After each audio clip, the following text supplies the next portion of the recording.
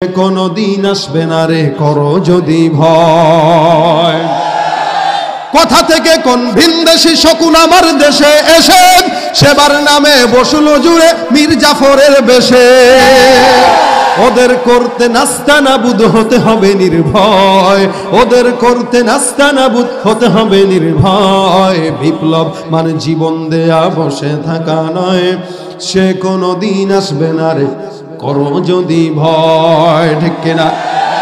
ভয় পাবো কাকে? জবান করে আল্লাহু আকবার। ঘুমাইবেন না।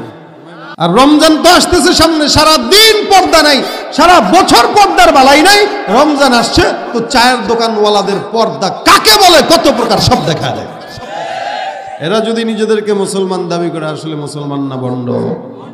আরো যারা বলেন তুমি রমজান এলে রাখো না রোজা, দিনকে করো আঘাত, পয়সা করির নেই তো অভাব, দাও না তো যাকাত। তুমি ইমানদারির বড়াই করো নেই তোমার ইমান, ইমানদারির বড়াই করো নেই তোমার ইমান। তুমি কেমন মুসলমান, তুমি কেমন মুসলমান? আছে না নাই? নামাজের সাথে নাই পরিচয়, মানো না কোরআন, নামাজের সাথে নাই পরিচয়, মানো না কোরআন। তুমি কেমন মুসলমান? নবীর উম্মত দাবি করো সুন্নাহ মানো না, নবীর অপমানে তোমার হৃদয় কাঁদে না। নবীর উম্মত দাবি করো সুন্নাহ মানো না, নবীর অপমানে তোমার হৃদয় কাঁদে না। তুমি বিজাতীয় সংস্কৃতিতে সপেছো পরাণ। ঠিক কিনা? বিজাতীয় সংস্কৃতিতে সপেছো পরাণ। তুমি কেমন মুসলমান, তুমি কেমন মুসলমান? নামাজের সাথে নাই পরিচয়, মানো না কোরআন। তুমি কেমন মুসলমান? কথা কয় না? এই জন্য ভাই সফলতা হলো ওইটার দিকে না, সফলতা হলো মসজিদ আর নামাজ আর জাকাতের দিকে, হজের দিকে। ঠিক কিনা? জোরে কর। ওরা হলো দেশের লাগি মহামারীর মতন, ফাইলে কলম ঠেকাইয়া চালায় তারা নির্যাতন। ঘুষের টাকায় ওদের ভুরি, ঘুষের টাকায় ওদের ভুরি, করে যে টান টান। ওরা শিক্ষিত শয়তান, ওরা শিক্ষিত শয়তান, ওরা শিক্ষিত শয়তান, ওরা শিক্ষিত শয়তান। ঠিক কিনা? বাইরে আমার যেখানেই যাব দেখেন কে শোয়ার আগে তুই ইউটিউব চালাও কুল পায় না। আমাদের ছেলেরা এই কারণে বলি, এটা শুধু জোয়ানদেরকে বলি না, আমি তো এই জন্য বলছিও, জোয়ানরা যেমন ধরা খাইছে বুড়ারা আগে ধরা খাইছে। ঠিক না? সবাই খাইছে না? এই জন্য পড়ালেখা বাদ দিয়া বর্তমানের ছেলেরা ফেসবুকের কারণে দিন দিন বলদ হচ্ছে। ঠিক কিনা? জোরে কন। ডিজিটাল এই বাংলাদেশে কত কিছু দেখার আছে, দেখতে গেলে শেষ হবে না, অল্প দেখো ভাই। ওলা মাইয়া জোয়ান বুড়া একই রোগে খাইছে ধরা, আধুনিকতার হাওয়া গায়ে লাগছে তাই। যে যাই কিছু বলুক না কেন গায়ে লাগে না, আমরা কিন্তু চালাক জাতি, মোটে ভয় পাই না। আমগো দেশে ফেসবুক আছে, আমরা বলদ না। আরে আমগো দেশে ফেসবুক আছে, আমরা বলদ না। ঠিক কিনা? আদব আখলাক কারে বলে কিছু জানে না, বড়দের সম্মান করা মানতে পারে না। একজনে একাধিক আইডি চালায় ভাই, ফেক আইডির নাম কত প্রকার তারও জানা নাই। আর জোয়ান মরদ পোলায় সাজে ফেসবুকেতে মাইয়া, আর মাইয়ারা সব পোলা হইছে ফেসবুকে পাইয়া। কি এক আজব জামানাতে আমরা পড়লাম ভাই, আর কোনটা ছেলে কোনটা মেয়ে চিনার উপায় নাই। এই সুবিধা ফেসবুক দিছে আর কেউ দেবে না। আমগো দেশে ফেসবুক আছে, আমরা বলদ না। আরে আমগো দেশে ফেসবুক আছে, আমরা বলদ না। যত প্রকার শত্রুতা সব বন্ধু সাইজা করে, অন্যের ভালো দেখা শুধু হিংসা জইলা মরে। পড়ালেখা কর্মকাণ্ড সবকিছু বাদ দিয়া পিচ্ছি পোলায় চালায় ফেসবুক গভীর মন দিয়া। আর দুই বন্ধুর মাঝে যদি ঝগড়া বিবাদ হয়, সরাসরি না কইয়া সব ফেসবুকেতেই কয়। ফেসবুক এখন সংসদ আর হাইকোর্ট হইয়া গেছে, আর বকলম সব বলদ গুলাই বিচারপতি হইছে। যখন তখন মন গড়া রায় করে ঘোষণা, আমগো দেশে ফেসবুক আছে, আরে আমগো দেশে ফেসবুক আছে, আমরা বলদ না। ঠিক না বেঠিক? আল্লাহ পাক রব্বুল আলামিন আমাদেরকে জবান দিয়েছেন, এই জবান আল্লাহ পাক রব্বুল আলামিনের পথে ব্যয় করার জন্য। যদিও নির্বাচন চলতেছে, আসার সময় বিভিন্ন অটোতে দেখছি স্লোগান দিতেছে খেলা হবে অমুক তারিখে। কয় তারিখে জানি শুনি নেই, খালি শুনতেছি খেলা হবে খেলা হবে। শুনছেননি আপনারা? আচ্ছা, ওইটা হচ্ছে দুনিয়াবি খেলা। আর আজকে এখানে জান্নাতি খেলা চলতেছে। কি খেলা? কথা বলে না, কি খেলা? জান্নাতি খেলা চলতেছে।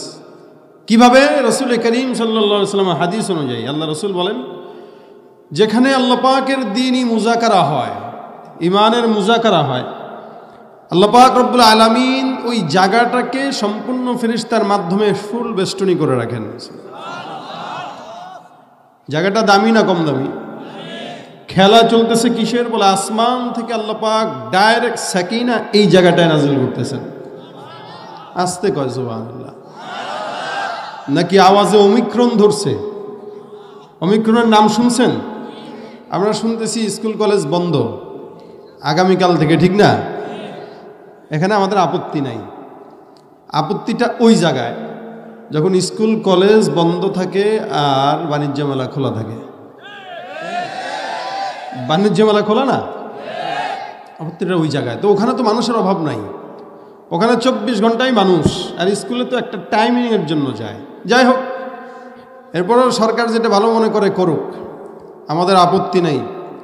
কথা হইল আল্লাহ পাক রব্বুল আলামিনের এই বরকতি জায়গায় আমরা যতক্ষণ বসবো আমাদের আওয়াজে যেন করোনার ওমিক্রন না ধরে। আওয়াজ জোয়ানের মতো দিবেন, জোয়ানের মতো। কিসের মতো? আমার শরীরে খুব বেশি জোর নাই। যদিও বলবেন হুজুর জোয়ান মানুষ জোর নাই কেন? আরে জোয়ান মানুষ এই বয়সে মুরব্বী, 80 বছরের মুরব্বীর চাইতে বেশি খাটনি করি আমরা। কারণ আপনাদেরকে যদি একদিন বলা হয় এখান থেকে কক্সবাজার যান, কক্সবাজার যায় ঘুম দিবেন আরো 2 দিন, আবার আসবেন আরেক দিন লাগায়। আর আমাদের তো অবস্থা আলহামদুলিল্লাহ প্রতিদিনই গাড়িতে, আমাদের সংসারই গাড়িতে। তো গাড়ির সফর, ঘুম নাই, খাবার ঠিক নাই, এই টাইপের যে ব্যক্তি চলে সে বেশি দিন বাঁচে না, বুড়া হয়ে যায় অকালে। যেমন আমার অবস্থা হয়েছে।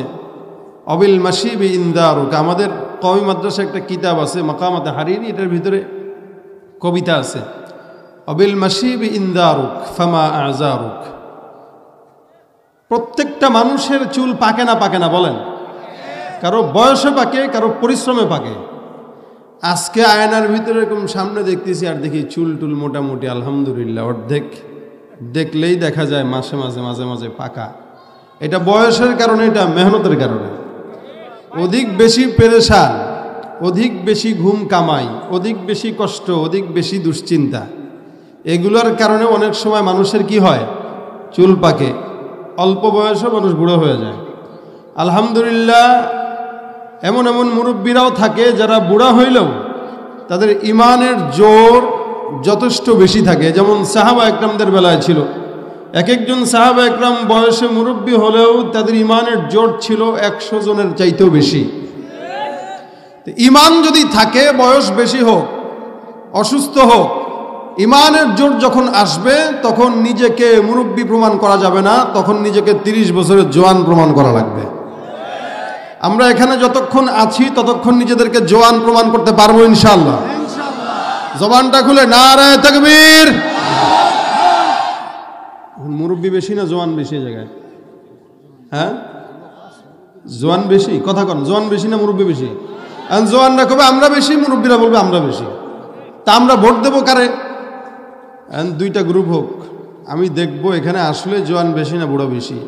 আমি নারায়ে তাকবীর বলবো, মুরব্বীরা আল্লাহু আকবার দিবেন। দ্বিতীয়বার নারায়ে তাকবীর বলবো, জোয়ানরা আল্লাহু আকবার দিবেন। পারবেন? পারবেন? এখন কোন মুরব্বী কারা, জোয়ান কারা? মুরব্বী তারা যারা বিয়ে করছে। কি ঠিক নেই? কারা কারা মুরব্বী আছেন হাত তুলে নেবার আমার মতো? বিয়ে করছেন কারা কারা? বিয়ে করেছেন কারা কারা? উঠাইছেন? আশেপাশে তাকায় দেখেন কেউ উঠায় নাই, বুঝবেন সে আরেকটা বিয়ে করতে চায়। এবার উঠান, হ্যাঁ উঠান, মুরব্বীরা, বিবাহিতরা তাকবীর হবে। আমার মনে হইতেছে আজকে আপনারা জিতবেন। কথা কয় না? আরে জোরে কর্মিয়া, নারে তাকবীর। পোলাপানের আওয়াজও মনে হয় শোনা যাইতেছে। খবরদার, এরা চিন্তা করছে আমার বাপে বিয়ে করে যদি তাকবীর না দেয়, বাবার কাজটা আমি আদায় করি। আরেকবার সুযোগ দেওয়া হোক নাকি? নারে তাকবীর। আচ্ছা, এবার রাবিয়া ইত্তারা, তুই দিলি কেন? এ বিয়ে করছে দুইটা, এজন্য দিছে। এ পোলাপান এবার হাত তুলো, যারা জওয়ান আছে, মুরব্বী নাই, বিয়ে করে নাই, তারা সমান সমান না, প্রায় সমান। এই জিতবেন নি আপনারা? গলা কাশেন, জুত নাই। নারে তাকবীর, আরো জোরে নারে তাকবীর। কোরআন সুন্নাহর আলো ঘরে ঘরে জালো, নারে তাকবীর।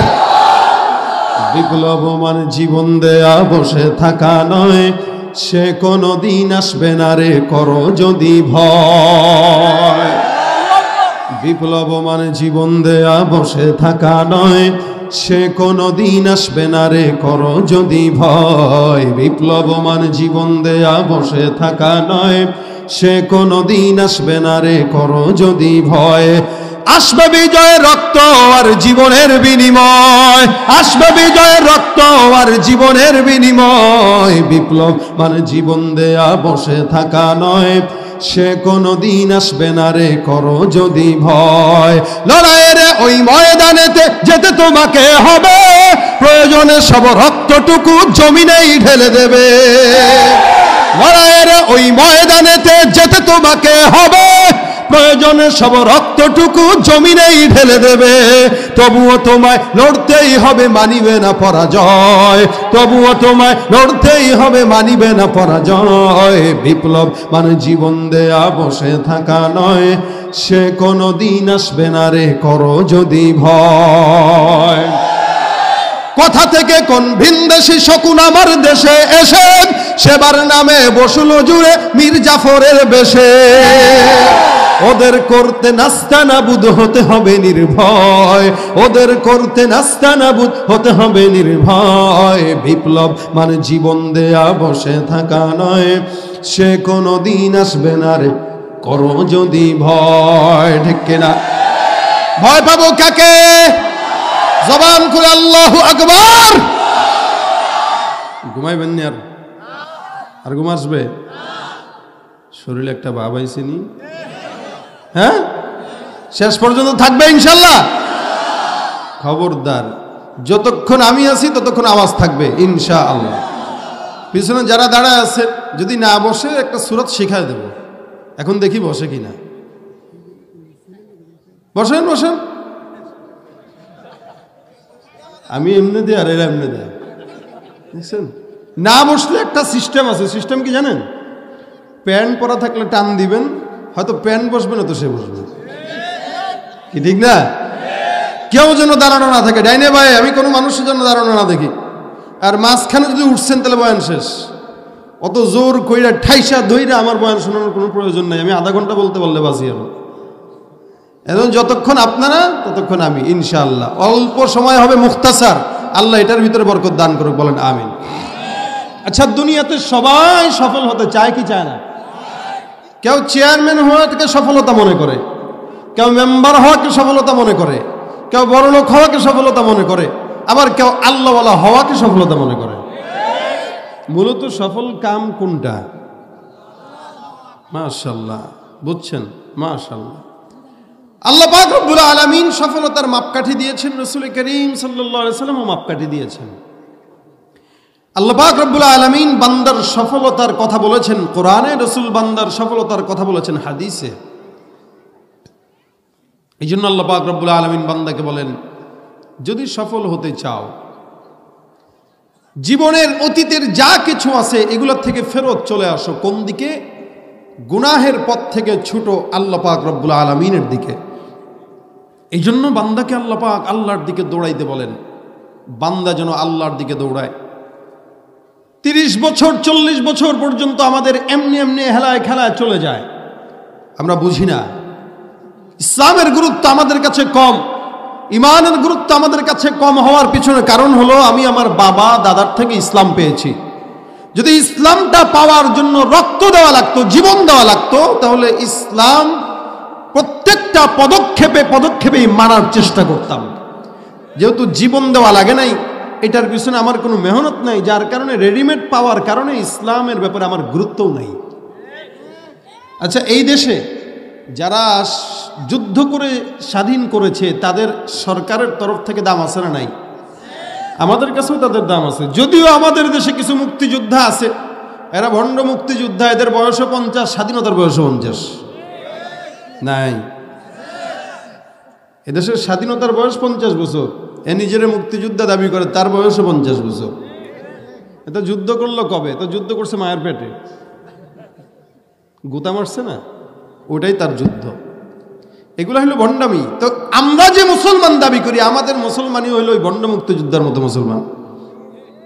আমরা না দিয়েছি জান, না দিয়েছি প্রাণ, না সৎকা করি, না নামাজ আদায় ঠিক মতো করি, কোনো কিচ্ছু ঠিক নাই, এরপরেও আমি মুসলমান। নামাজের কথা বল, মসজিদের উদ্যোগে মাহফিল, তো নামাজের কথা বললে কয় প্যান্টে সমস্যা, এলাকায় নাই। আরে কথা বুঝে না এরা, নামাজের কথা কি বললে কি বলে প্যান্টে সমস্যা। তার মানে সে আগেও প্যান্টে প্রস্রাব করছে, এখনো প্যান্টে প্রস্রাব করে। এর জন্য প্যাম্পাসের ব্যবস্থা করবেন, তুই প্যাম্পাস পর, কথা কয় না কেন? ছোটবেলায় মুখ চলছে, ভালো কথাটা বোঝা গেল, তুই বড় হওয়ার পরে প্যান্টের কেন শিশু করবে? আর এমন চিকন প্যান্ট, ওই প্যান্ট পরে দাঁড়ায় মুতা ছাড়া কোনো উপায় নাই। কিরে একটু বসা মতো, ভাই দেখছেন না প্যান্টের কারণে বসা যায় না, দেখলে দূর থেকে মনে হয় দুইটা সুপারি গাছ দাঁড়ায় আছে।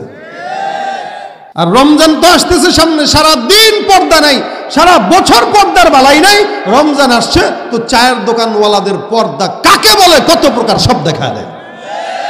এরা যদি নিজেদেরকে মুসলমান দাবি করে, আসলে মুসলমান না ভণ্ড? আরো যারা বলেন, তুমি রমজান এলে রাখো না রোজা, দিনকে করো আঘাত, পয়সা করির নেই তো অভাব, দাও না তো যাকাত। তুমি ইমানদারির বড়াই করো, নেই তোমার ইমান, ইমানদারির বড়াই করো, নেই তোমার ইমান। তুমি কেমন মুসলমান, তুমি কেমন মুসলমান? আছে না নাই? নামাজের সাথে নাই পরিচয়, মানো না কোরআন, নামাজের সাথে নাই পরিচয়, মানো না কোরআন। তুমি কেমন মুসলমান? নবীর উম্মত দাবি করো, সুন্নাহ মানো না, নবীর অপমানে তোমার হৃদয় কাঁদে না। নবীর উম্মত দাবি করো, সুন্নাহ মানো না, নবীর অপমানে তোমার হৃদয় কাঁদে না। তুমি বিজাতীয় সংস্কৃতিতে সপেছ পরাণ, ঠিক কিনা? বিজাতীয় সংস্কৃতিতে সপেছ পরাণ। তুমি কেমন মুসলমান, তুমি কেমন মুসলমান? নামাজের সাথে নাই পরিচয়, মানো না কোরআন। তুমি কেমন মুসলমান? কথা কয় না? এই জন্য ভাই, সফলতা হলো ওইটার দিকে না, সফলতা হলো মসজিদ আর নামাজ আর জাকাতের দিকে, হজের দিকে, ঠিক কিনা জোরে কর? কেউ মনে করে সফলতা হইল বান্দার জন্য দুনিয়ার জিন্দগিতে চেয়ারম্যানই হওয়া, কেউ মনে করে সফলতা হলো দুনিয়ার জিন্দগিতে মেম্বার হওয়া, এমপি হওয়া।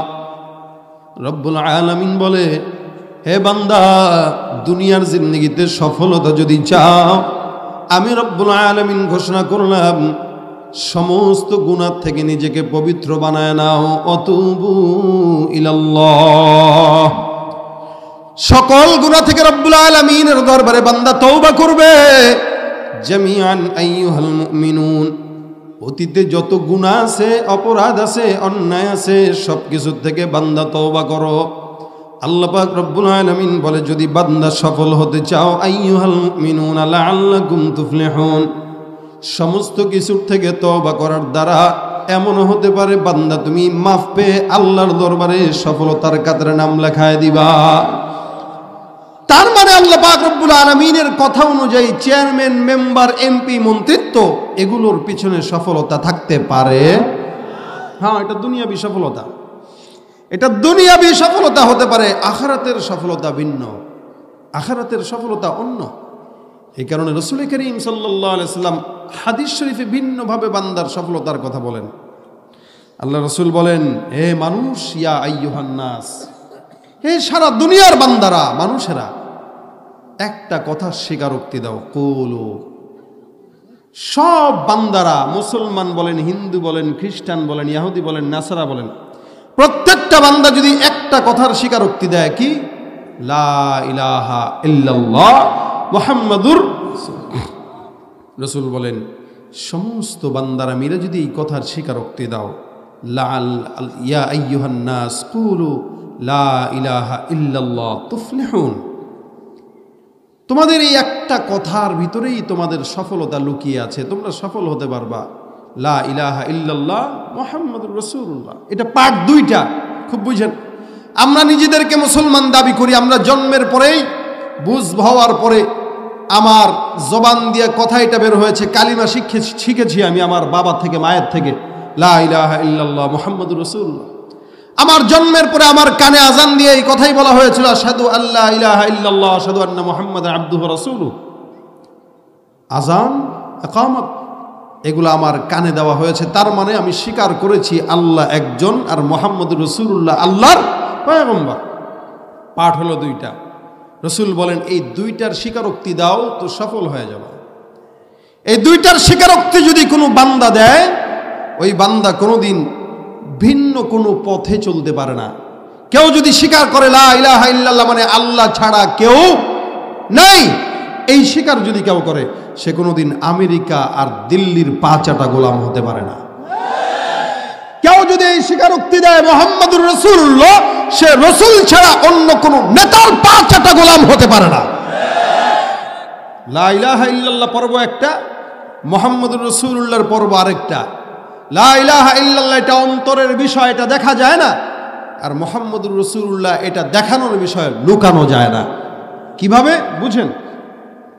একটা হইল লা ইলাহা ইল্লাল্লাহ, তার মানে আমার কলবের ভিতরে একমাত্র আছেন কে?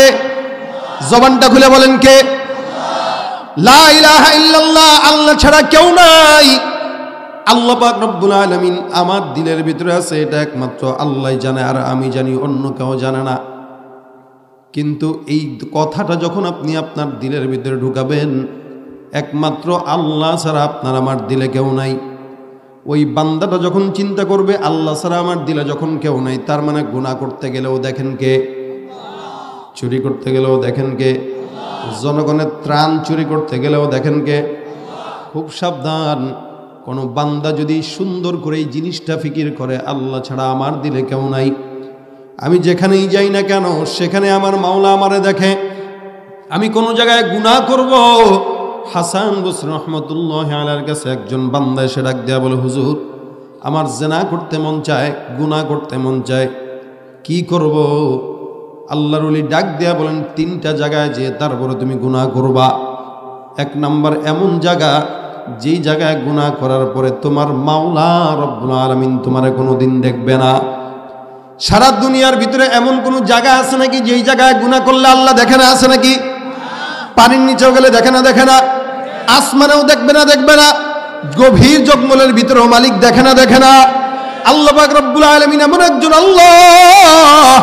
হে মুসলমান নবীর উম্মত, আল্লাহ পাক রব্বুল আলামিন বলে, বান্দা দুনিয়ার জিন্দেগিতে প্রত্যেকটা বান্দা ঘুমায়, রাত যত গভীর হয় বান্দার দুয়ার তত বন্ধ হয়, রাত যত গভীর হয় চেয়ারম্যানের দুয়ার তত বন্ধ হয়, রাত যত গভীর হয় মেম্বারের দরজা তত বন্ধ হয়, রাত যত গভীর হয় বান্দা, সমস্ত দুনিয়ার বান্দারা ঘুমায়। এলাকার চেয়ারম্যান ঘুমাইলে এলাকা চলে, এলাকার মেম্বার ঘুমাইলে এলাকা চলে, সরকার প্রধান ঘুমাইলে রাষ্ট্রও চলবে।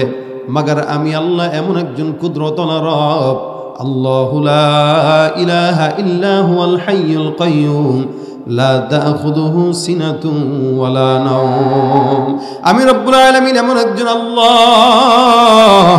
আল্লাহ পাক রব্বুল আলামিন বলে, মুমিন তুমি যেখানেই যাও না কেন, যেখানেই থাকো না কেন, 24টা ঘন্টা বান্দা তুমি আমার নজরদারিতার ভিতরে থাকো। দুনিয়ার সব বান্দা ঘুমাইলেও আমি আল্লাহ ঘুম তো দূরের কথা কোনোদিন তন্দ্রাচ্ছন্ন হই না। সুবহানাল্লাহ। এই জন্য রব্বুল আলামিনের এমন কোন বান্দায় যদি কোনো জায়গা পাও যেখানে গুনাহ করলে আল্লাহ দেখে না, সেখানে চলে যাও। 2 নম্বর শর্ত, এমন জায়গায় যে গুনাহ করো যেই জায়গায় আল্লাহ পাক রব্বুল আলামিন রহমতের ফেরেশতাদেরকে দিয়া তোমার গুনাহের কথা লিখবে না। 3 নম্বর, এমন কোন জায়গায় যে গুনাহ করবা যেই জায়গায় আজরাইলকে তোমার মৃত্যুর জন্য আল্লাহ পাক রব্বুল আলামিন পাঠাবে না। মুসলমান বলেন তো দেখি, দুনিয়ার কোন জায়গায় এরকম 3টা জায়গা পাবেন কিনা? হাসান বসরি ডাক দিয়া বলেন, যদি না পাও খবরদার অন্তর থেকে গুনাহের চিহ্নটা মুছে ফেলার চেষ্টা করো, কারণ দুনিয়ার যেখানেই যাবা সেখানে রব্বুল আলামিন একজন আছে না নাই? আল্লাহ পাক রব্বুল আলামিনের এই লা ইলাহা ইল্লাল্লাহর মানে হইল যখন ঘুষ খাইতে যাবেন তখনও চিন্তা করবে দেখেন কে? আল্লাহ পাক রব্বুল আলামিন আমার কলবের ভিতরে আছে, মানে এমন একটা চিন্তা যে আমি জেনা করতেছি সেখানেও দেখে আল্লাহ, সুদ খাই সেখানেও দেখে আল্লাহ। এ মুসলমান এখন চালাক হয়ে গেছে, গুনাহ করতে গেলে নাম পাল্টায় পাল্টায় গুনাহ করে। আগে ঘুষ খাইতো, এখন ঘুষটাকে হাদিয়া বলে না তারপরে খায়। আগে সুদ খাইতো, এখন সুদটাকে ইন্টারেস্ট আর মুনাফা বলে খায়, ঠিক কিনা? এ মুসলমান আগে দুর্নীতি করতো, এখন দুর্নীতির এটারে বানায় নিছে যে আমি সরকারের কাজ করি, তো এটার একটা ব্যাপার স্যাপার আছে না, খরচ টরচ, চা পান খাওয়ার টাকা তো লাগে, চা পাকা চলে যায়। অথচ শিক্ষার অভাব নাই। এ মুসলমান শিক্ষা ভরা, কিন্তু দুর্নীতি ছাড়া চলতে পারে না। শিক্ষা ভরা, সুদ ছাড়া চলতে পারে না। শিক্ষা ভরা, ঘুষ ছাড়া চলতে পারে না। দুনিয়ার জমিনে যারা গুনাহ করে কিন্তু গুনাহকে গুনাহ মনে করে না, নাম পাল্টায় পাল্টায় খায়। ঘুষটাকে হাদিয়া মনে করে খায়, সুদটাকে ইন্টারেস্ট আর মুনাফা মনে করে খায়, যৌতুকটাকে গিফট হাদিয়া মনে করে খায়। আমি তাদেরকে বলবো, তোমরা পাতলা পায়খানাটাকেও ডাইল মনে করে খায়, যায় হয়ে যাবে, ঠিক কিনা? ওরা হলো দেশের লাগি মহামারীর মতন, ফাইলে কলম ঠেকাইয়া চালায় তারা নির্যাতন। ঘুষের টাকায় ওদের ভুরি, ঘুষের টাকায় ওদের ভুরি, করে যে টান টান। ওরা শিক্ষিত শয়তান, ওরা শিক্ষিত শয়তান, ওরা শিক্ষিত শয়তান, ওরা শিক্ষিত শয়তান, ঠিক কিনা? ভাইরা আমার, যেখানেই যাব দেখেন কে? আল্লাহ পাক রব্বুল আলামিনের কালেমার নাম বান্দার দিলের ভিতরে যদি এভাবে বসে থাকে, বান্দা একটা সেকেন্ডের জন্য গুনাহের দিকে আগাইতে পারে না। এটা অন্তরের বিষয়, এটা বান্দাকে দেখানো যায় না। আপনি আপনার কলবের ভিতরে রব্বুল আলামিনকে ঢুকায় রাখছেন, এটা একমাত্র আপনি জানেন, আপনার মালিক জানে, ছাড়া কেউ জানে না। আর 2 নম্বর মুহাম্মাদুর রাসূলুল্লাহ, এটা লুকানো যায় না, এটা দেখানোর বিষয়। যেমন একটা ফল যখন পেকে যায়, ফলের উপরে চামড়ার ভিতরেও পাকা ধরে না, উপরে ঘ্রাণ ছড়ায় না। আম যখন পেকে যায় ঘ্রাণ ছড়ায়, কাঁঠাল যখন পেকে যায় ঘ্রাণ ছড়ায়। মুমিনের কলবের ঈমান যখন পেকে যায়, ওই মুমিনের উপর দিয়া মুহাম্মাদুর রাসূলুল্লাহ সাল্লাল্লাহু আলাইহি ওয়াসাল্লামের আদর্শের ঘ্রাণ ছড়ায়, ঠিক কিনা? বান্দা যদি ঈমানদার হয়, তার বাহিরেও মুহাম্মাদুর রাসূলুল্লাহর ঘ্রাণ ছড়াবে, তার মানে সুন্নতি দাড়ি দেখা যাবে। বান্দার দিলের ভিতরে যদি থাকে লা ইলাহা ইল্লাল্লাহ, ওই বান্দার বাহিরেও সুন্নতের লেবাস দেখা যায়। বান্দার কলবে যখন থাকবে ঈমান, বান্দার বাহিরেও সেটা দেখানো যাবে। এই কারণে রাসূল বলেন, সফলতা চেয়ারম্যানই মেম্বারের ভিতরে না, সফলতা হলো এই জিনিসটার ভিতরে, লা ইলাহা ইল্লাল্লাহ মুহাম্মাদুর রাসূলুল্লাহ। আল্লাহ পাক রব্বুল আলামিন এই কারণে বান্দাকে বলেন, যেহেতু লা ইলাহা ইল্লাল্লাহ তুমি তোমার দিলে ঢুকায় রাখলা, তার মানে তোমার দিল একদম আল্লাহ ছাড়া অন্য কোনো কিছু নাই। তুমি এখন যেই গুনাহটাই করবা, সেই গুনাহ করতে গেলে তোমার আল্লাহর কথা স্মরণ হওয়া দরকার। এই পরেও যদি আল্লাহকে স্মরণ না হয়, বান্দা তোমার জন্য পথ খুলে রাখলাম, গুনাহ করতে করতে করতে করতে পাহাড় সমান গুনাহ হয়ে গেল। আল্লাহ পাক রব্বুল আলামিন বলেন, ইয়া ইবাদিয়াল্লাযীনা আসরাফু আলা আনফুসিহিম লা তাকনাতু মির রাহমাতিল্লাহ। আল্লাহ পাক রব্বুল আলামিন বান্দার জন্য বলেন, হে মুমিন বান্দারা, তোমরা যারা নিজেদের নফসের উপরে আফসোস করো, টেনশনের কারণ নাই। আমি রব্বুল আলামিন ঘোষণা করলাম, বান্দারা তোমরা আমি আল্লাহর রহমত থেকে নিরাশ হওয়ার কোনো প্রয়োজন নাই। তোমার গুনাহ পাহাড় সমান হতে পারে, আমি রব্বুল আলামিনের দয়া তার চাইতেও কোটি কোটি গুণে বেশি। এ ভাইরা আমার, খুব বুঝবেন, হাদিস শরীফে রাসূল করিম সাল্লাল্লাহু আলাইহি ওয়াসাল্লাম বলেন, মহব্বত নামক বস্তুটা রব্বুল আলামিন যখন সৃষ্টি করেন, আল্লাহ পাক রহমত নামক মহব্বত নামক বস্তুটা যখন সৃষ্টি করেন, এই মহব্বতটাকে আল্লাহ পাক রব্বুল আলামিন 100 ভাগে ভাগ করেছেন। কয়শো ভাগ? 100 ভাগে ভাগ করার পর হাদিস শরীফে রাসূল বলেন, 1 ভাগ মহব্বতটাকে রব্বুল আলামিন সারা দুনিয়ার জমিনের ভিতরে ছড়ায় দিলেন। ওই 1 ভাগ মহব্বতটাকে বান্দার ভিতরে ঢুকাইলেন, 1 ভাগ মহব্বতটাকে জিন্নাতের ভিতরে দিলেন, 1 ভাগ মহব্বতটাকে আপনার আমার ভিতরে দিলেন। 1 ভাগ মহব্বত পাওয়ার পরে সন্তান যদি যতই অন্যায় করুক, মা কিন্তু ক্ষমা করে দেয়। 1 ভাগ মহব্বতটা পেয়েও কিন্তু বাবাও সন্তানকে ক্ষমা করে দেয়। বাকি থাকলো কয় ভাগ? বলে 99 ভাগ। আল্লাহ পাক রব্বুল আলামিনের হাবিব বলেন, 1 ভাগ মহব্বতটা সারা দুনিয়ায় ছড়ানোর পর বাকি 99 ভাগ মহব্বত শুধুমাত্র আল্লাহ পাক রব্বুল আলামিন তার বান্দাকে ক্ষমা করার জন্য তার দিলে রেখে দিয়েছেন। আল্লাহর মহব্বত আমাদের চেয়ে বেশি না কম? এই কারণে আল্লাহ পাক রব্বুল আলামিন বলে, হে বান্দা, তোমার 1000 গুনাহ হওয়ার পর তোমার পেরেশানির কারণ নাই। আমি আল্লাহ পাক রব্বুল আলামিন তোমাকে ঘোষণা করলাম, ওয়াসারিউ ইলা মাগফিরাতিম মির রাব্বিকুম ওয়া জান্নাতিন আরদুহাস সামাওয়াতু ওয়াল আরদ। হে মুমিন বান্দা, আল্লাহ পাক রব্বুল আলামিন বলে, বান্দা তোমরা দুনিয়ার জমিনে অন্য কারো দিকে ছুটো না, আমেরিকার পিছনে না, লন্ডনের পিছনে না, দিল্লির পিছনে না, দৌড়ানো যদি লাগে, সারিউ ইলা মাগফিরাতিম মির রাব্বিকুম। দুনিয়ার কোন নেতার পিছনে গেলে মহব্বত পাওয়া যায় না, যার কারণে আল্লাহ বলেন, হে মুমিন বান্দারা, তোমরা তোমাদের রবের দয়া আর মাগফিরাতের পিছনে দৌড়াও। এরপরে কাজ হবে কি? এই দৌড়ানির পরে রব্বুল আলামিন তোমাদের জন্য এমন একটা জান্নাত রেখেছেন, যেই জান্নাতের প্রশস্ততা হইল আসমান আর জমিনের সমান। হাদিস শরীফে রাসূল করিম সাল্লাল্লাহু আলাইহি ওয়াসাল্লাম বলেন, একটা আদনা থেকে আদনা মুমিনের জন্য সবচাইতে ছোট যে জান্নাত থাকবে, আল্লাহর হাবিব বলেন, ওই বান্দার জান্নাতের ছোট্ট যেই জান্নাতটা থাকবে, ওই ছোট্ট জান্নাতটা মুমিনেরকে আল্লাহ পাক রব্বুল আলামিন দিবেন। ওই জান্নাতটার আয়তন হবে 10 দুনিয়ার সমান জান্নাত। হে মুসলমান নবীর উম্মত, এই জান্নাতটা শুধুমাত্র তাদের জন্য যারা মালিকের দয়ার পিছনে দৌড়ায়। দুনিয়ার জমিনে আপনার মতো আমার মতো বান্দারা আমরা গুনাহগার। বলেন তো, এমন কোন মানুষ আছেন নাকি যার কোনো গুনাহ নাই? আছেন? সবার আছে না? শুধু নবীরা ছাড়া, সাহাবায়ে কেরামরা ছাড়া আল্লাহ পাক সবাইকে গুনাহ দিয়েছেন। রাসূল করিম সমস্ত নবীরা নিষ্পাপ, মাসুম, সাহাবায়ে কেরাম মাসুম, নিষ্পাপ। এই ব্যাপারে আল্লাহ পাক স্বয়ং কোরআনে সাহাবায়ে কেরামের ফয়সালা করে দিয়েছেন, রাদিয়াল্লাহু আনহুম ওয়া রাদু আন। তারাও খুশি, আমিও খুশি।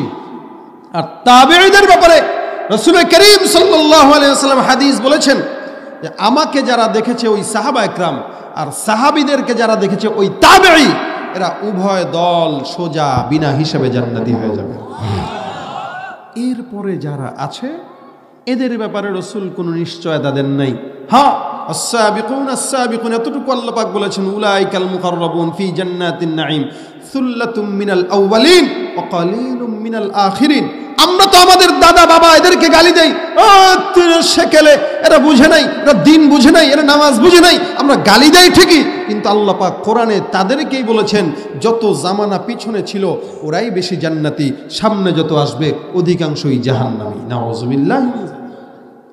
বর্তমান সময়ের পরিস্থিতি দেখেন, বান্দারা গুনাহকে গুনাহই মনে করে না, এটাকে নেক মনে করে। আর কোন বান্দা যদি হঠাৎ করে খারাপের পথ থেকে ভালো পথে ছুটতে যায়, আরো 14 জন মিলে ওই বান্দাকে টানায় কেমন ওখান থেকে নামানো যাবে ওই চিন্তা করে। মনে করেন উদাহরণত এলাকার কোনো মানুষ, আপনি আগে মানে 40 বছর চুরি ডাকাতি করছেন, এখন কোনো মতে একটু তিন চিল্লার সাথী হয়ে বা ওলামা একরামের সোহবতে থেকে আপনি একটু নামাজ ধরছেন, আমি বলবে কি জানেন, ও চিনি তো অমুকে না, বলে হ্যাঁ চোরটার এক শেষ, চিনি না, চুরি করছে, ডাকাতি করছে, কত কাহিনী করছে, এখন বুজুর্গি দেখায়, আছে না নাই? মানে সে নিজেও পড়বে না, সে আরেকজন পড়বে এটাও সহ্য করে না। এর বড় শয়তান এটা। আপনারা শয়তান দেখতে কোন জায়গায় তাকান, এটার দিকে তাকাইবেন আর চিন্তা করবেন শয়তান চোখে দেখি নাই, কিন্তু এটারে দেখলে শয়তানকে দেখা যায়। আর শয়তান নিজেও আফসোস করে যে আমি কি শয়তান, আমার চেয়ে বড় শয়তান তো। আমাদের হালত এটাই আমাদের অবস্থা বর্তমান। বান্দা আজীবন গুনাহ করবে, এটা তো বান্দা বলে না, ওটাকে জানোয়ার বলে, জানোয়ার হায়াওয়ান বলে। উলাইকা কাল আনআম বাল হুম আদল। ও গরুর চেয়ে খারাপ, শুয়োরের চেয়ে খারাপ, কুকুরের চেয়ে খারাপ। বান্দার ভিতরে যদি পরিবর্তন নাই আসলো, ও তো মানুষের কাতারেই পড়ে না। পরিবর্তন আসা মানে সে মানুষ, ইনসান, আল্লাহর বান্দা বলেই তার ভিতরে একদিন না একদিন এহসাস হয় যে না, আমি গুনাহ করেছিলাম, এখন আমাকে মাফ চাওয়া দরকার, ঠিক না? সে মাফ চাইলো আর আপনার পছন্দ হইল না, চিনি, আপনি করছেনটা কি এটা বলেন আগে। এই জন্য বান্দা তওবা করবে, আল্লাহ পাক রব্বুল আলামিন ক্ষমা করার দায়িত্ব নিয়ে নিছেন। আল্লাহ পাকের বান্দা গুনাহ করবে কোটি কোটি, আল্লাহ কয় তোর গুনাহ কোন জায়গায় শেষ হইছে নি? বলে জি শেষ তো, আর প্রশ্ন করতে দরকার নাই, একবার মাফ চা, খালি চেয়ে দেখো আমি আল্লাহর কাছে, একবার ডাক দিবা আমি আল্লাহ 10 বার সাড়া দিয়ে দেব। না, জানেন না আপনারা মালিকের দয়া সম্পর্কে, যার কারণে আমরা চাই না। আল্লাহ যে কতটা দয়ালু আমরা এটা কল্পনাও করতে জানি না, যার কারণে আমরা চাই না। এই কারণে রাসূল বলেন আল্লাহর দিকে বান্দা হেঁটে হেঁটে আগায়, আল্লাহ বান্দার দিকে দৌড়ায় দৌড়ায় আগায়।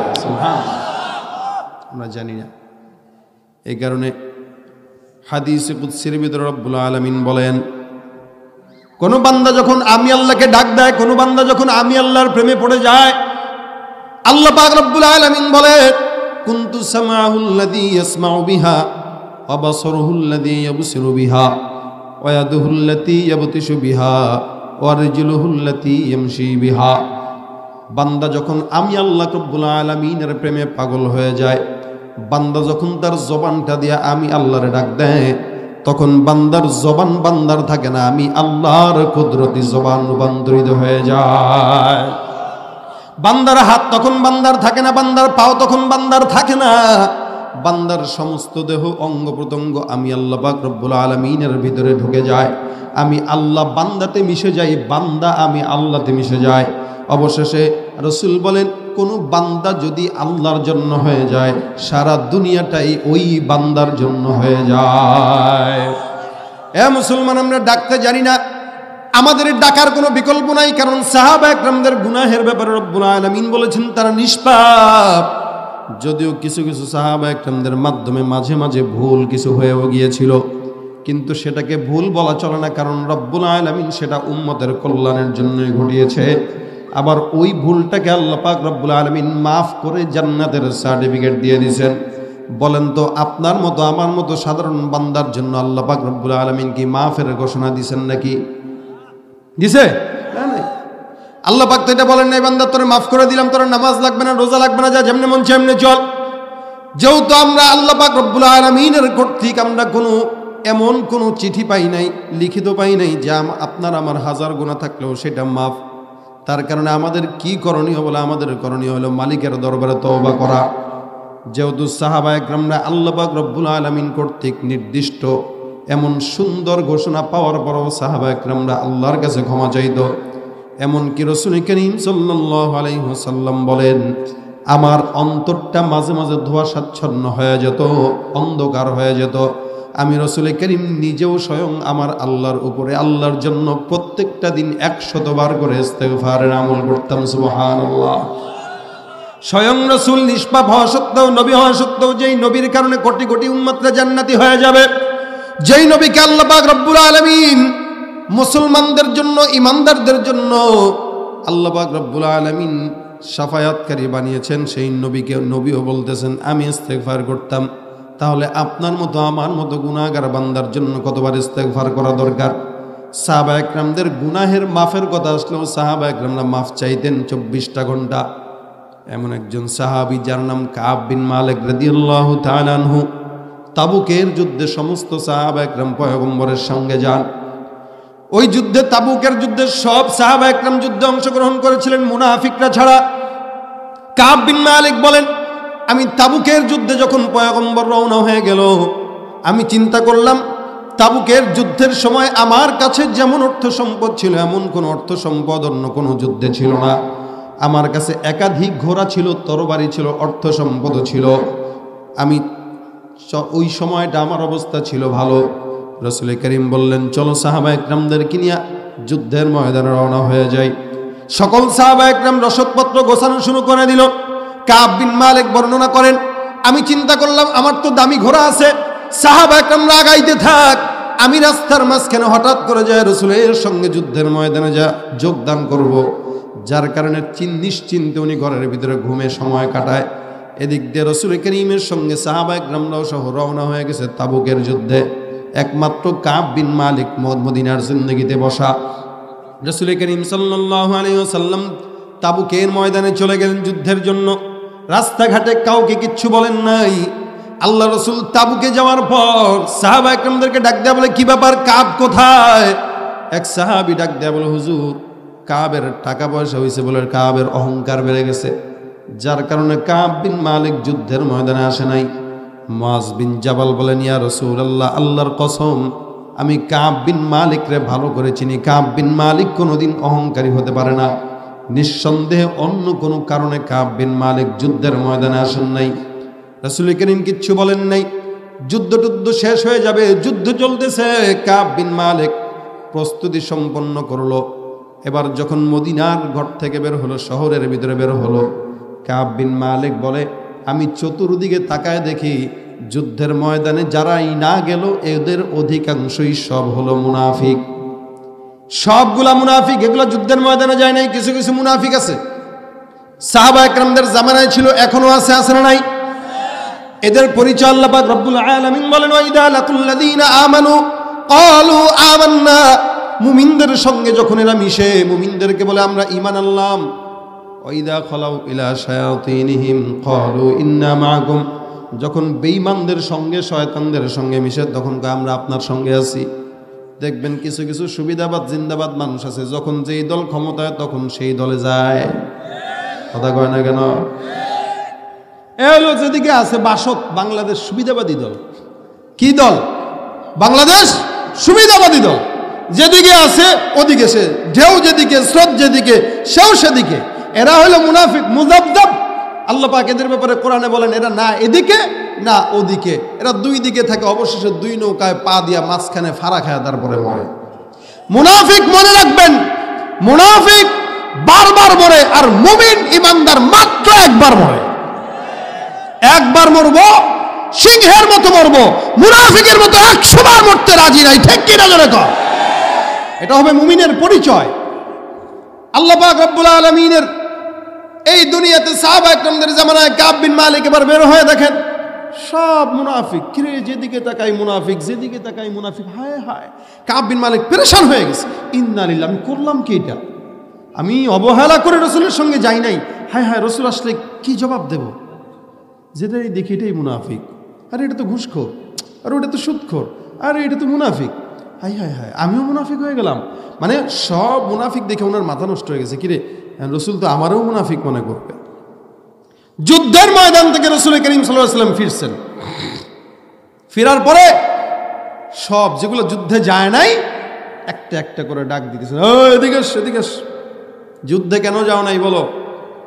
কেউ কেউ, হুজুর আমার বিবির পেট ব্যথা ছিল, হুজুর যাই নাই। আরেকটা কেউ, হুজুর আমার পোলা অসুস্থ। আরেকটা কয়, হুজুর আমি হার্টফেল করে পড়ে গেছিলাম। আরেকটা কয়, হুজুর আমার ব্যবসার ভিতরে মন্দা ছিল, হুজুর যাই নাই। রাসূল বলেন, ঠিক আছে যাও, ঠিক আছে যাও, ঠিক আছে যাও। হুজুর তো বুঝছেন এগুলো যে সব উল্টা পাল্টা অজুহাত দিতেছে, এটা রাসূল বুঝেন নাই? বুঝছেন, রাসূল সব বুঝে গেছেন। আল্লাহ পাক জানাই দিয়েছেন যেগুলো সব মিথ্যুক, সব মুনাফিক। আর রাসূল তো চিনেও মুনাফিক কোনগুলো, এটা রাসূল চিনে। অবশেষে কাব বিন মালিকের সিরিয়াল আসলো। উনি বলে, আমি রাসূলের সামনে যে বলতেছে, আল্লাহর কসম হুজুর, আপনি রাসূলের জায়গায় যদি অন্য কেউ হইতো, আমি খুশি করার জন্য মিথ্যা কোনো অজুহাত দিতাম। কিন্তু আমি জানি আমি মিথ্যা অজুহাত দেওয়ার সাথে সাথে আল্লাহ পাক আসমান থেকে ফেরেশতার মাধ্যমে আপনাকে জানায় দিবে এটা যে আমি মিথ্যা বলছি। তো লাভ হইল কি? কোনো লাভ নাই, বরং ক্ষতি। আপনাকে খুশি করতে যায় আরো বদদোয়ার ভিতরে পড়ে গেলাম, ঠিক না? এজন্য কাব বিন মালিক কোনো মিথ্যা কথা বলেন নাই। হুজুর মাফ করবেন হুজুর, আমার কোনো অজুহাত নাই, আমি অবহেলা করে যাই নাই। এতদিন যেগুলা, এতক্ষণ পর্যন্ত যেগুলা রাসূল করিম সাল্লাল্লাহু আলাইহি ওয়াসাল্লামকে বিভিন্ন অজুহাত দিয়া পয়গম্বর মুহাম্মদুর রাসূলুল্লাহকে ধোঁকা দিয়ে দিয়ে চলে যায়, রাসূল করিমও কিছু বলেন নাই। কাব বিন মালিক সত্য কথা বলার দ্বারা ধরা খেয়ে গেল। রাসূল বলেন এমনি এমনি যাও নাই? বলে হা। আল্লাহ রাসূল সাল্লাল্লাহু আলাইহি সাল্লাম বলেন ঠিক আছে যাও, তোমার কোনো মাফ নাই। যদিও বাহ্যিক দৃষ্টিতে দেখা যায় যেগুলো মিথ্যা কথা বলে মাফ পাইছে ওদের মনে হয় কত কপাল ভালো, আমি সত্য কথা বলে বিপদে পড়ছি আমার মনে হয় কপাল খারাপ। কিন্তু না না, সব জয় কিন্তু জয় না, কিছু জয়ের পিছনে পরাজয় লুকায় থাকে, আর কিছু পরাজয়ের পিছনে প্রকৃত জয় লুকিয়ে থাকে। অন্যান্য সাহাবী মুনাফিক যেগুলা, এগুলা তো বেঁচে গেল ঠিকই, ধরা খায় গেছে না আখিরাতে। কাব বিন মালিক যদিও এই জায়গায় ধরা, কিন্তু আল্লাহ পাক রব্বুল আলামিনের সাহাবী কাব বিন মালিক আল্লাহ পাক জান্নাতে নিবে, যার কারণে রাসূলের সঙ্গে ধরা খাওয়াই দিলেন। রাসূল বলেন না না, মাফ নাই, তুমি যাও বাইরে দাঁড়ায় থাকো, তোমার ব্যাপারে সিদ্ধান্ত আমি না বরং আল্লাহ রব্বুল আলামিন নিবেন। বিচার সঙ্গে সঙ্গে আসমানে ট্রান্সফার করে দিছে, আল্লাহর কাছে দিয়ে দিছে, আদালতে, উচ্চ আদালতে। কাব বিন মালিক একটু পেরেশানি হয়ে গেল, হায় হায় এখন সত্য বইলাই না বিপদে পড়লাম। দেখেন না কিছু কিছু ব্যবসায়ী আছে বাজারে, 2-4টা দোকান, একটা আছে জাপানি জিনিসটাকে জাপানি বলে চালায়, আরেকটা আছে চায়নাটারে জাপানি বলে চালায়। রং বেরঙের লাইটিং দিয়ে দিবে, চায়না কাপড় ঝলঝল করবে, বলবে না কোরিয়ান 1 নাম্বার, আসলে সর্বোচ্চ 2 নাম্বার কাপড়টাকে 1 নাম্বার বলে চালায়। আর পাশে যেটা 1 নাম্বার লোক, এটারে বলে কি জানেন? ও বেটা, এই দুনিয়ায় সত্যের বাত নাই, ভালো মানুষের দাম নাই, 2 নাম্বার হ, ব্যবসা ভালো করবি। আমি বলতে চাই 2 নাম্বারই কইরা দুনিয়ায় সফল হওয়া যায়, মাগার জান্নাতে হওয়া যায় না। আর 1 নাম্বারই করে দুনিয়াতে সফল না হলেও চিরস্থায়ী জান্নাতে সফল হওয়া যায়। এটাই সত্যতে মুক্তি। যা আল হক ওয়া যাহাকাল বাতিল, হক যখন আসবে দেখবেন বাতিল এমনি পলায় চলে গেছে। তবে হকের পথে চলার মতো সাহস বুকে দরকার আছে না নাই? সাহাবী কাব বিন মালিক রাসূল ফেরত দিয়ে দিলেন, যাও ওদিকে চলে যাও। অন্য কয়েকজন সাহাবীকে ডাক দেয়া বলেন তোমরা এটারে মসজিদে নববীর সামনে একটা খেজুর গাছ, ওই গাছের সঙ্গে সুন্দর করে বেঁধে দাও। কাব বিন মালিক মনে মনে চিন্তা করে, আল্লাহ, আমি আমার ভুল ইচ্ছাকৃত স্বীকার করার পরেও রাসূল করিম সাল্লাল্লাহু আলাইহি ওয়াসাল্লাম আমাকে মাফ করলেন না। মালিক যেই জায়গায় রাসূলের দুয়ার বন্ধ, ওই জায়গায় রব্বুল আলামিন, তুমি আল্লাহ পাক রব্বুল আলামিনের দুয়ার মাত্র খোলা হয়ে গেছে। মালিক তুমি রাসূলের দুয়ার বন্ধ থাকলেও তোমার রহমতের দুয়ার আমার জন্য বন্ধ করো না।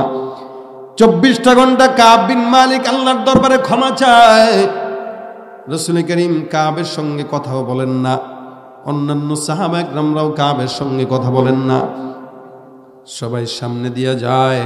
আর কাব বিন মালিক কেবল উল্টাপাল্টা কথা বলে, মন্তব্য করে যে দেখো কাব যুদ্ধের ময়দানে না যাওয়ার কারণে রাসূল তাকেই শাস্তি দিতেছেন। কাব বিন মালিক যতবার এই কথা শুনে ততবার তার মাথার ভিতরে পেরেশান। আসমানের মালিকের দিকে তাকায় ডাক দেয়া বলে, আল্লাহ, আমার মতো গুনাহগার সমাজের ভিতরে বর্তমানে একজনও নাই। মালিক গো, মেহেরবানি করে তুমি আমাকে ক্ষমার ফায়সালা করে দাও। 1 দিন চায়, 2 দিন চায়, সমস্ত বান্দার সামনে বেঁধে রাখলো। রাসূল করিমের সিদ্ধান্ত যেটা, এটার ভিতরেই সাহাবা একরামদের সন্তুষ্টি। আল্লাহর রাসূল যেটাতে খুশি, সাহাবা একরামরাও সেটাতেই খুশি। যার কারণে রাসূল করিমের এই সিদ্ধান্তের ব্যাপারে কাব বিন মালিকের একটা প্রশ্নও নাই। কাব বিন মালিক বাধা অবস্থায় বারবার দোয়া করে, আল্লাহ, আর জিন্দেগিতে এমন কোনো ভুল হবে না, মালিক তুমি ক্ষমা করে দাও। বারবার ইস্তিগফার, বারবার রব্বুল আলামিনের দরবারে চোখের পানি ছাড়ে। আল্লাহ পাক রব্বুল আলামিন বলে, বান্দা জান্নাত তো এত সোজা না, রাসূলকে কষ্ট দিলে। এই কারণে অনেক মুফাসসিরিন একরাম বলেন আল্লাহর সঙ্গে নাফরমানি রব্বুল আলামিন সহ্য করে, মাগার রসুলের সঙ্গে নাফরমানি আল্লাহ সহ্য করেন না। যার কারণে 1.5-2 বছর আগের ঘটনা আমরা দেখেছি, রসুলের ব্যঙ্গচিত্র যেই বেঈমানের বাচ্চা করেছে, সারা দুনিয়ার মুসলমানের হৃদয়ের ভিতরে আগুন দিয়েছিল। ঠিক কিনা জোরে কন? আল্লাহ পাক বলে, আমার উম্মত আমার রসুলের কলিজায় আগুন দিবি, আমি আল্লাহ তোরে আগুন দিয়া পুড়াইয়া এই দুনিয়ার জমিন থেকে বিদায় করব। বিশ্ব নবীর অপমানে যদি না কাঁদে তোমার মন, মুসলিম নয় মুনাফিক তুমি নবীজির দুশমন। নবীর প্রেমে জীবন দেবে কে আছো নওজোয়ান, তকবীর তুলে সিংহ শাবক হও তুমি আগুয়ান। তোমার বুকে ইমানের বল, জবানে আল কোরআন, ভয় কাঁপে কাপুরুষ সব আর নরাধম শয়তান। জীবনের চেয়ে বুকে আছে বেশি নবীজির সম্মান, কেমনে তুমি থাকবে বসে হলে তার অপমান। তুমি সাচ্চা মুসলমান, ইমান তোমার ধন, নবীর প্রেমে জাগ্রত তুমি নির্ভীক পালোয়ান।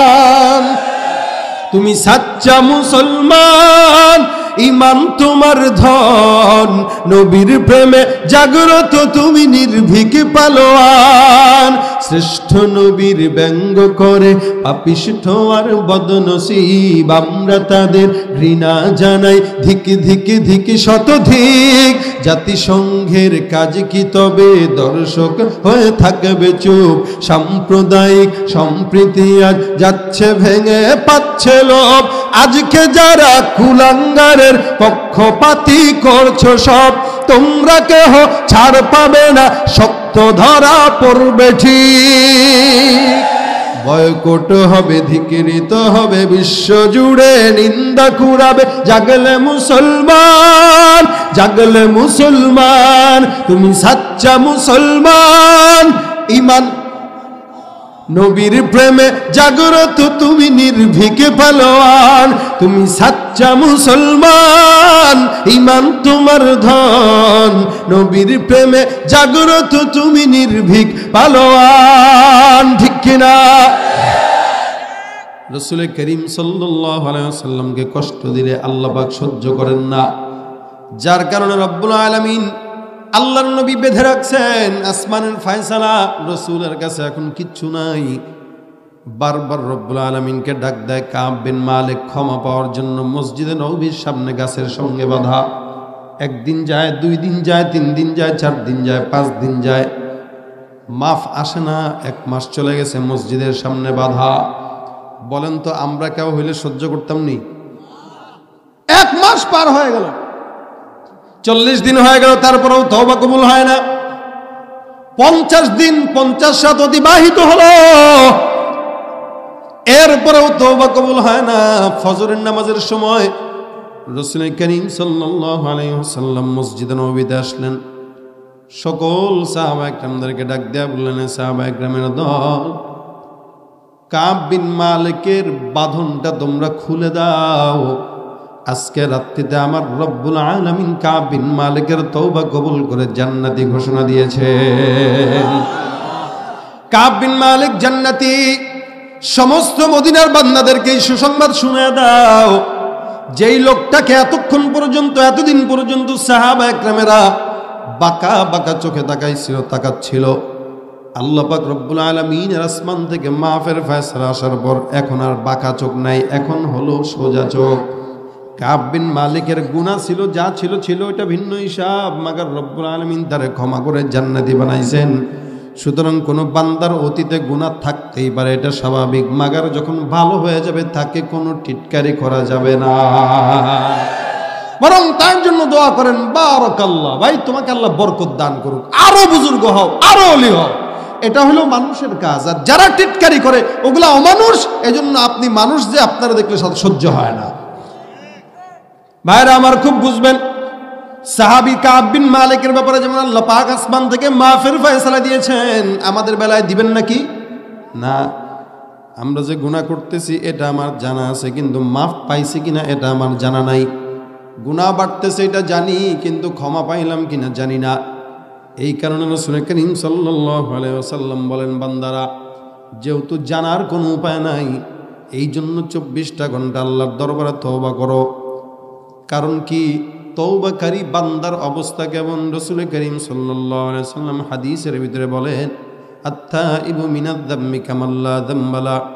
একজন গুনাহগার বান্দা যত বড় গুনাহগার হোক না কেন, ওই বান্দাটা যখন গুনাহ থেকে তওবা করে, আল্লাহর হাবিব বলেন, নিষ্পাপ বান্দা যেমন গুনাহ মুক্ত থাকে, ওই বান্দাকে আল্লাহ পাক নিষ্পাপ বানায় দেয়। এই জন্য ভাইরা আমার, এখানে যুবকরা বেশি, মুরব্বী বাবারা আছেন, গুনাহগার আমরা সবাই, আমিও গুনাহগার, আপনিও গুনাহগার। বড় বেশি কথা না, অল্প সংক্ষেপে কথা। মানুষ যদি মানতে চায়, অল্প কথায় বান্দার জন্য জিন্দগি পরিবর্তন হয়ে যায়। এই কারণে বড় কোনো কথা না। রাসূল করিম সাল্লাল্লাহু আলাইহি ওয়াসাল্লাম নিজেই বলেন, আমি প্রত্যেক দিন 100 বার ইস্তেগফার করতাম। আপনার আমার জিন্দগিতে ইস্তেগফার নাই, মাগার গুনাহ আছে, গুনাহ করতেছি, বাড়াচ্ছি। কিন্তু এটাকে কমানোর কোনো চিন্তা নাই, কমানোর কোনো এহসাসও নাই, অনুভূতিও নাই। প্রত্যেক দিন গুনাহ হয়, গোপন গুনাহ। এই জন্য হযরত ওমর বলেন, হাসিবু ক্বাবলা আন তুহাসাবু। মরার আগে নিজের হিসাবটা নিজে একবার মিলায় যাও, কারণ কিয়ামতের ময়দানে মালিকের দরবারে হিসাব দেওয়া লাগবে না। ওই হিসাব মিলানোর আগে দুনিয়ার জিন্দগিতে হিসাব মিলায় নাও। বান্দা যদি দুনিয়ার জিন্দগিতে হিসাব মিলায় নেয়, তাহলে আখিরাতের হিসাব সহজ হয়ে যায়। দুনিয়ার হিসাব মিলাইতে যা 24টা ঘন্টা মালিকের দরবারে একটু ইস্তেগফার করেন। যখন মন চায় আস্তাগফিরুল্লাহ, যখন মন চায় আস্তাগফিরুল্লাহ, যখন মন চায় আস্তাগফিরুল্লাহ। আকায়ে নামদার, মদিনাহ গাতাজদার মুহাম্মদুর রাসূলুল্লাহ সাল্লাল্লাহু আলাইহি ওয়াসাল্লাম নিজে স্বয়ং যদি ইস্তেগফার 100 বার পাঠ করতেন, আপনার আমার 1 কোটি বার পাঠ করা দরকার। নিজের হিসাব নিজে মিলানো। সকালবেলা ঘুমের থেকে উঠে একবার সারাদিন যেন গুনাহমুক্ত জীবন অর্জন হয়। রাত্রিবেলা ঘুমানোর আগে একবার, আল্লাহ যা গুনাহ করলাম যেন এগুলা মাফ হয়ে যায়। ইস্তেগফার তওবা করে যদি কোনো বান্দা ঘুমায়, ইনশাআল্লাহ মরণ হলেও বান্দার তওবার মরণ নসিব হবে, ঠিক কিনা? এই জন্য বড় কিছু কথা না, এখান থেকে কিছু একটা নিয়ে যাওয়া দরকার। অনেকক্ষণ বয়ান শুনলেন, মাগরিব থেকে এই পর্যন্ত শুনলেন, কিছু যদি নিয়ে না যেতে পারি, আলেমদেরও দরকার, সাধারণ পাবলিকের দরকার, যুবকদের দরকার, মুরব্বীদেরও দরকার, আমারও দরকার। আমি আগে আমাকে বলি, আল্লাহ পাক আগে আমাকে গুনাহমুক্ত জীবন দান করুক, বলেন আমিন। তারপরে আপনাদেরকে দান করুক, বলেন আমিন। সবার গুনাহমুক্ত জিন্দগি দরকার। বেশি কথা না, এখান থেকে যদি একটা জিনিস নিতে পারি, দোকানপাটে বসে আছি, কাজ নাই, হাতের কাজ আছে, পায়ের কাজ আছে, জবানের আমাদের কাজ বানাইছি কি আমরা? আমাদের জবানের কাজ হলো মানুষের গীবত গাওয়া। অমুকে কি করছে, তমুকে কি করছে, হুজুর কি করছে, চেয়ারম্যান কি করছে, অযথা গীবত। 10 মাইল দূর থেকে নিজের পকেটের টাকা খরচ করে আরেকজনের গীবত গাইতে এলাকায় আসে। চায়ের দোকানগুলাও রুটি কিনার টাকা না থাকলেও 32 ইঞ্চি টিভি উঠানোর টাকা ঠিকই আছে। ওই 32 ইঞ্চি টিভি ছেড়ে রাখে, দেখে আর গীবত গায়। এই জন্য খুব সাবধান। গীবত মানুষের সব নেক আমলকে ধ্বংস করে দেয়। যা কষ্ট করে কামান, এটা যেন ধ্বংস না হয়, ওই ফিকির করা। কেউ কথা বলতে গেলেও শুনবেন না ভাই, কেউ যদি গীবত গায় বলবেন আস্তাগফিরুল্লাহ, ভাই আস্তাগফিরুল্লাহ পড়েন, আস্তাগফিরুল্লাহ। কেউ যদি গাইতে যায়, আপনি আস্তাগফিরুল্লাহর আমল ধরায় দিবেন, সব আপনিও পাবেন, সেও পাবে। আমাদের গুনাহ ভরতে আর ভরতে পারতেছে না, কিন্তু এটা কমানোর কোনো ফিকির নাই। এই জন্য মাহফিলে এতক্ষণ যা শুনলাম সব ভুলে গেলেও কোনো আপত্তি নাই। একটা জিনিস এখান থেকে আমরা নিয়ে যাব, এখন থেকে, আজকে থেকে না, এখন থেকে, বা কালকে থেকে না, এখন থেকে, আমি সহ, আপনারা সহ, যখন মনে হয়, কথা বলতেছি ফাঁকে মনে হইল একটু আস্তাগফিরুল্লাহ, বাস পড়ে। আস্তাগফিরুল্লাহ এমন একটা আমল, যে আমল বান্দার সকল বন্ধ দুয়ার, বান্দার সকল বিপদ থেকে আল্লাহ পাক বান্দাকে হেফাজত করে। আস্তাগফিরুল্লাহ এমন আমল, বান্দার রিজিকের দুয়ার বান্দার জন্য খুলে দেয়। এমন একটা আমল আস্তাগফিরুল্লাহ। যত পড়বেন তত ফায়দা, সব ভুলে গেলেও কোনো আপত্তি নেই। আজকের মাহফিল থেকে একটা জিনিস এখান থেকে আমরা নিব, শুয়া যুবক পোলাপান যেগুলো আছে, এগুলো কানে হেডফোন দিয়া উল্টাপাল্টা গান দেখে আর মুভি দেখে, ঠিক না? কখন যে রাত পার হয়ে যায় যুবক নিজেও দেখে না। শোয়ার আগে ইস্তেগফার পড়বে কি, ফেসবুক চালায় তো কুল পায় না। শোয়ার আগে তো ইউটিউব চালায় কুল পায় না। আমাদের ছেলেরা এই কারণে বলি, এটা শুধু জওয়ানদেরকে বলি না, আমি তো এই জন্য বলছিও, জোয়ানরা যেমন ধরা খাইছে, বুড়ারা আগে ধরা খাইছে, ঠিক না? সবাই খাইছে না? এই জন্য পড়ালেখা বাদ দিয়া বর্তমানের ছেলেরা ফেসবুকের কারণে দিন দিন বলদ হচ্ছে, ঠিক কিনা জোরে কন? ডিজিটাল এই বাংলাদেশে কত কিছু দেখার আছে, দেখতে গেলে শেষ হবে না, অল্প দেখো ভাই। পোলা মাইয়া জোয়ান বুড়া একই রোগে খাইছে ধরা, আধুনিকতার হাওয়া গায়ে লাগছে তাই। যে যাই কিছু বলুক না কেন গায়ে লাগে না, আমরা কিন্তু চালাক জাতি, মোটে ভয় পাই না। আমগো দেশে ফেসবুক আছে, আমরা বলদ না। আরে আমগো দেশে ফেসবুক আছে, আমরা বলদ না, ঠিক কিনা? আদব আখলাক কারে বলে কিছু জানে না, বড়দের সম্মান করা মানতে পারে না। একজনে একাধিক আইডি চালায় ভাই, ফেক আইডির নাম কত প্রকার তারও জানা নাই। আর জোয়ান মরদ পোলায় সাজে ফেসবুকেতে মাইয়া, আর মাইয়ারা সব পোলা হইছে ফেসবুকে পাইয়া। কি এক আজব জামানাতে আমরা পড়লাম ভাই, আর কোনটা ছেলে কোনটা মেয়ে চিনার উপায় নাই। এই সুবিধা ফেসবুক দিছে, আর কেউ দেবে না। আমগো দেশে ফেসবুক আছে, আমরা বলদ না। আরে আমগো দেশে ফেসবুক আছে, আমরা বলদ না। যত প্রকার শত্রুতা সব বন্ধু সাইজা করে, অন্যের ভালো দেখা শুধু হিংসা জইলা মরে। পড়ালেখা কর্মকাণ্ড সবকিছু বাদ দিয়া, পিচ্ছি পোলায় চালায় ফেসবুক গভীর মন দিয়া। আর দুই বন্ধুর মাঝে যদি ঝগড়া বিবাদ হয়, সরাসরি না কইয়া সব ফেসবুকেতেই কয়।